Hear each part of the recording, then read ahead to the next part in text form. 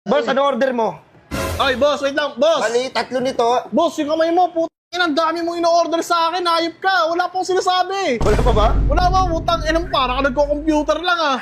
Sorry boss, gusto kasi mag-punch-punch eh. Putang ina mo. Boss, ano pong order nyo? Yung ano lang boss, yung gusto ko matry itong ano, yung shawarma nyo, yung ayun nasa pita. Yung Shawarma wrap, yan. Oh. Eh, gusto mo ito na lang, yung 3. Yun? Baka mabiting ka sa 2 lang kasi masarap yan. Oh, boss, hindi boss.